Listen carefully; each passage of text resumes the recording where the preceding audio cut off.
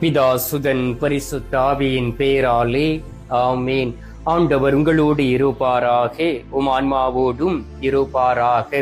புனித பவுல் கொரிந்தியருக்கு எழுதிய 2வது திருமுகத்தில் இருந்து வாசகம்.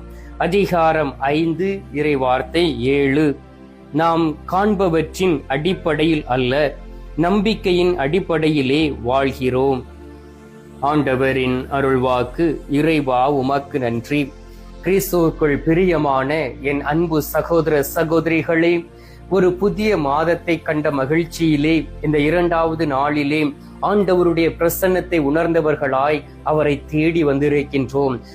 யாரெல்லாம் உண்மையிலே அதிகாலையிலே எழுந்து முதலாக கடவுளை நாடுகிறார்களோ, அவருடைய பிரசன்னத்தை தேடி வருகிறார்களோ, அவர்கள் ஆசீர்வதிக்கப்பட்டவர்களாகவும் கடவுளுக்கு உகந்த பிள்ளைகளாகவும் கடவுளுக்கு ஏற்ற ஒரு வாழ்க்கை வாழ்கிறவர்களாகவும் கடவுள் அவர்களை மாற்றுகின்றார்.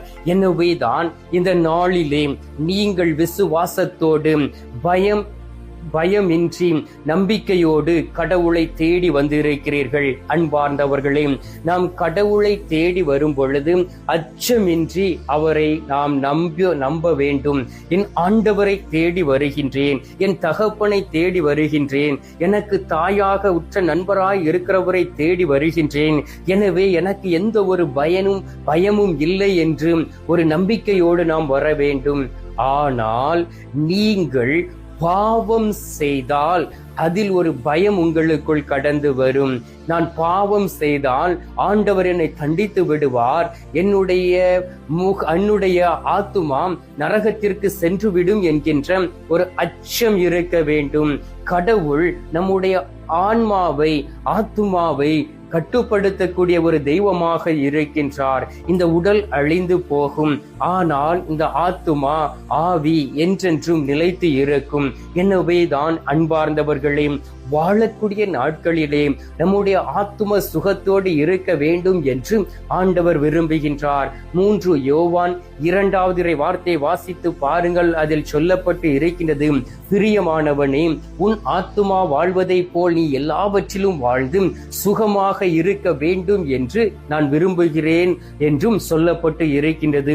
அப்படி என்றால் உங்களுடைய ஆத்துமா வாழும் எதை போல் நீங்களும் வாழ்ந்திருக்க வேண்டும், சுகமாக இருக்க வேண்டும், பயம் இல்லாமல் வாழ வேண்டும், கடவுள் மீது நம்பிக்கை வைத்து விசுவாசத்தின் அடிப்படையில் வாழ வேண்டும் என்கின்ற ஒரு கட்டளையாக, ஒரு செய்தியாக ஆண்டவர் அதை உங்களுக்கு தருகின்றார்.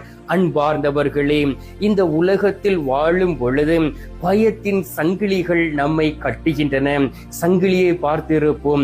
ஒரு சங்கிலியில் ஒரு சுக்கானை கொண்டு பெரிய கப்பலை நிறுத்தி விடுவார்கள். அதே சங்கிலியை கொண்டு ஒரு மனிதனை கட்டுவிட்டால் அந்த மனிதன் அந்த கட்டுக்குள் இருந்து வெளியிலே வர முடியாது. சாத்தான் மனிதர்களை சங்கிலியால் கட்டக்கூடியவனாக இருக்கின்றான். எனவே சாத்தானுடைய பிடியிலிருந்து வெளியிலே வர வாரத்திற்கு ஒரு முறையாவது நல்லதொரு பாவ சங்கீர்த்தனம் செய்து அல்லது இரவு படுப்பதற்கு செல்வதற்கு முன்பாக சுய ஆய்வு செய்து எப்படிப்பட்ட பாவங்களில் நான் விழுந்திருக்கின்றேன், இந்த நாளிலே என் ஆண்டவரை விட்டு எவ்வளவு தூரம் சென்றிருக்கிறேன் என்று நம்மையே சோதித்து பார்த்து அவரிடம் மன்னிப்பு கேட்டு ஒரு சமாதானத்தோடு படுக்கை அறைக்குள் செல்ல வேண்டும். அதை விட்டு 1 மணி வரை 2 மணி வரை நீங்கள் மொபைலில் விளையாடி கொண்டு மொபைலிலே ரீல்களை பார்த்து கொண்டு நீங்கள் இருந்தீர்கள் என்றால் உங்களுடைய ஆத்துமா கரைபடிந்து விடும். உங்களால் சமாதானமாக தூங்க முடியாது. சோர்வுற்று போய் வேலை செய்ய முடியாதபடி நீங்கள் தவித்துக் கொண்டு இருப்பீர்கள். எனவே இந்த நாளிலும் பயத்தின் சங்கிலிகளில் இருந்து ஆண்டவர் முதலில் உங்களுக்கு விடுதலை கொடுக்கின்றார். எனவே தான் இந்த நாளில் வாசிக்க கேட்டோமே, நான் காண்பவற்றின் அடிப்படையில் அல்ல, நம்பிக்கையின் அடிப்படையிலே வாழ்கிறோம் என்று அழகாக கொரிந்து மக்களுக்கு பவுலடியார் சொல்லுகின்றார். இதை இந்த நாளில் நமக்கும் சொல்லுகின்றார். நம்பிக்கையின் அடிப்படையில் வாழ்ந்து கொண்டு இருக்கின்றோம். என் ஆண்டவர் கொடுத்த அனைத்து வார்த்தைகளையும் கடைபிடித்து அவர் கற்றுக் கொடுத்த எல்லாவற்றையும் திருச்சபையின் வழியாக நாங்கள் செய்து முடித்துக் கொண்டு இருக்கிறோம் என்கின்ற ஒரு நம்பிக்கை இருக்க வேண்டும். அன்பார்ந்தவர்களே, ஆண்டவர் இந்த நாளிலே உங்களை ஆசீர்வதிப்பதற்காகத்தான் பேசிக்கொண்டு இருக்கின்றார். வாசித்து பாருங்கள். எசையா தீர்க்கதரிசி புத்தகம் 41வது அதிகாரம் 10வது இறை வார்த்தையிலே, அஞ்சாதே, நான் உன்னுடன் இருக்கின்றேன், கலங்காதே, நான் உன் கடவுள், நான் உனக்கு வலிமை அளிப்பேன், உதவி செய்வேன், நீதியின் வலக்கரத்தினால் உன்னை நான் தாங்குவேன் என்று ஆண்டவர் வாக்கு கொடுக்கின்றார். அன்பார்ந்தவர்களே, இந்த வார்த்தையின்படி தான் ஆண்டவர் என்னை இந்த குருத்துவ வாழ்வுக்கு அழைத்தார். இந்த நாள் வரை எந்த ஒரு பயமும் என்னை மேற்கொள்ளவில்லை, எந்த ஒரு அச்சமும் என்னை மேற்கொள்ளவில்லை.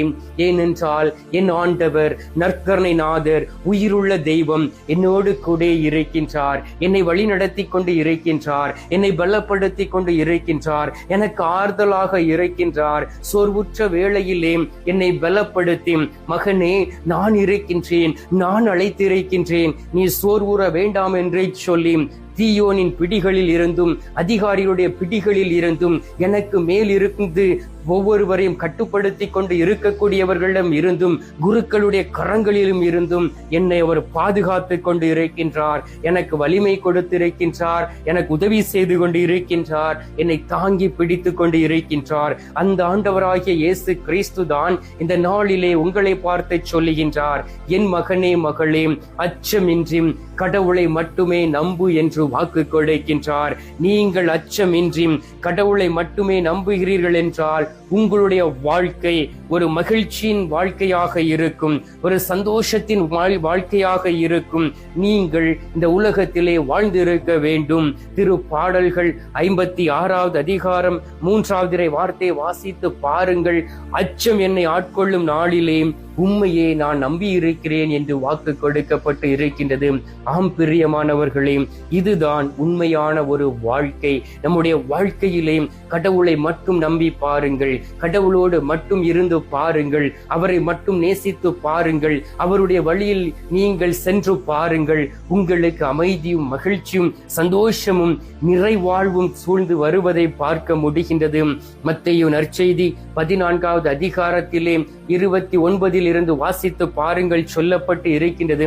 ஆண்டவராகிய இயேசு கிறிஸ்து கடலிலே நடந்து வந்து கொண்டு இருக்கின்றார். அதை பார்த்த எல்லோருமே சீடர்கள் நினைத்தார்கள், பேய்தான் நடந்து வருகிறது என்று. அப்பொழுது அவர் அருகில் வந்த பொழுது பேதுரு அவரை இயேசு என்று கண்ட உடனே, நானும் தண்ணீரில் நடந்து வர எனக்கு உதவி செய்யும் என்று கேட்ட உடனே இயேசு சொன்னார். 29 30 வரை சொல்லப்பட்டு இருக்கின்றது, நீ வா, நடந்து வா என்று சொன்ன உடனே பேதுரு தன்னுடைய உடையை எடுத்து கட்டி கொண்டு தண்ணீரில் குதித்து அந்த தண்ணீரின் மேலே, கடலின் மேலே ஒரு சாதாரண நிலத்தில் நடப்பதை போல நடந்து சென்றார். நடந்தது என்ன? அவருடைய திசை இயேசுவை விட்டு அந்த புயல் காற்றை நோக்கி திரும்பிய உடனே பயம் ஆட்கொண்டது.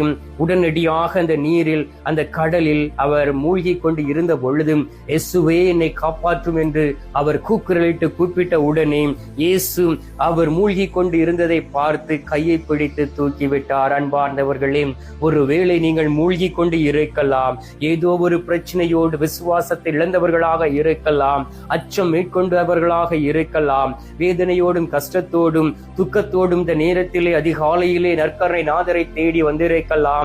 என்ன செய்வது என்று தெரியாமல் இருக்கலாம். எப்படிப்பட்ட வாழ்க்கை வாழ்வது என்றும் நீங்கள் நினைத்து கொண்டு இருக்கலாம். உங்களை பார்த்துதான் சொல்லுகின்றார், பயம் வேண்டாம், என் மீது மட்டுமே நம்பிக்கை கொள் என்று.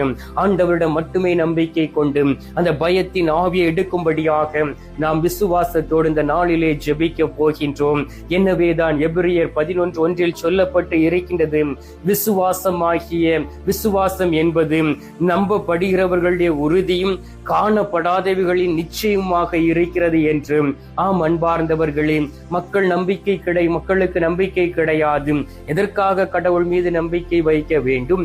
எதற்காக நாம் காணாத ஒன்று மீது நம்பிக்கை வைக்க வேண்டும் என்று சொல்லி ஒரே ஒரு காரியத்தை நீங்கள் மனதில் வைத்துக் கொள்ள வேண்டும். இந்த உலகத்திலே துன்புறுத்தப்படக்கூடிய ஒரே ஒரு மக்கள் கிறிஸ்தவ மக்கள். மற்ற மதத்தை சார்ந்தவர்கள் துன்பப்படுவது இல்லை. ஏனென்றால் அவர் அவர்களுடைய இடத்தை அவர்கள் ஏற்கனவே சுதந்திரித்துக் கொண்டார்கள். நாம் இந்த உலகத்தில் துன்பப்படுகிறோம் என்றால், சாத்தான் நம்மை துன்பப்படுத்துகிறான் என்றால், உண்மையான கடவுளை நோக்கி நாம் இருக்கின்றோம். ஆண்டவராகிய இயேசு கிறிஸ்து நம்முதான் உண்மையான கடவுள், விண்ணையும் மண்ணையும் படைத்த தெய்வம். எவ்வளவு மக்கள் இந்த நாட்களிலே மனம் திரும்பி திருச்சபை நோக்கி வந்து கொண்டு இருப்பதை பார்க்க முடிகின்றது. போலித்தனமாக மனிதன் உருவாக்கி வைத்திருக்கக்கூடிய கோயிலுக்கு சென்றும் அங்கே போய் இயேசுவை வழிபடுகிறேன் என்று சொல்லி உங்களையே நீங்கள் ஏமாற்றிக் கொள்ள வேண்டாம். பிரியமானவர்களே, கவனமாக இருக்க வேண்டும். நீங்கள் ஆண்டவரை நோக்கி இருக்கும் பொழுதும் ஆண்டவர் உங்களை நோக்கி வருவார், உங்களை அணுகி வருவார். எனவே நம்முடைய விசுவாசத்தை உறுதிப்படுத்தும்படியாகவும் ஆண்டவரிடம் கேட்போம். ஆண்டவரே, என்னை பலப்படுத்தும், என்னுடைய பலவீனங்களை எடுத்து மாற்றும் என்று சொல்லி அவரிடம் செபிப்போம். அவர் இந்த நாளிலே எல்லாவித அருள் ஆசீர்வாதங்களினால் உங்களை நிரப்புவார். கண்களை மூடி கரங்களை கும்பிட்டு சில மணி துளிகள் நற்கருணை நாதரை நோக்கி மன்றாடுவோம். எங்கள் பரலோக தந்தையே, இயேசு கிறிஸ்துவே, தூயனல் ஆவியே, தகப்பனே, இந்த அருமையான காலை பொழுதிற்காக உமக்கு நன்றி சொல்லி உமை துதித்துமை ஆராதிக்கிறோம். அப்பா, இந்த நாளிலே உமை ஆராதிப்பதற்கு ஒரு வாய்ப்பை கொடுத்திருப்பதற்காக உமக்கு நன்றி. கடந்த நாட்களிலே ஆண்டவரே, நீர் எங்களை ஆசீர்வதித்து பலப்படுத்தியதற்காகவும், ஆண்டவரே, துன்பமான சூழ்நிலையிலே எங்களை தூக்கி விட்டதற்காகவும் உமக்கு நன்றி சொல்லி உமை துதிக்கிறேன். அப்பா, ஆண்டவரே, இந்த நேரத்திலே நாங்கள் எல்லாவற்றும் அது கரத்தில் ஒப்புக் கொடுத்து ஜெபிக்கின்றோம். திருப்பாடல்கள் 55:22 சொல்லப்பட்டு இருக்கின்றதே, ஆண்டவர் மீது உன் கவலையை போட்டுவிடு, அவர் உனக்கு ஆதரவு அளிப்பார், அவர் நேர்மையாளரை ஒருபோதும் வீழ்ச்சியுற விடமாட்டார் என்று. ஆம் தகப்பனே, உன் மீது நம்பிக்கை வைத்து எங்களுடைய கவலைகள் எல்லாவற்றையும் உமது திருக்கரத்தில் ஒப்புக் கொடுத்து ஜெபிக்க வந்திருக்கின்றோம். அநேக பிள்ளைகள் உம்மை தேடி வந்திருக்கிறார்கள். அநேக பேர் அச்சத்தோடு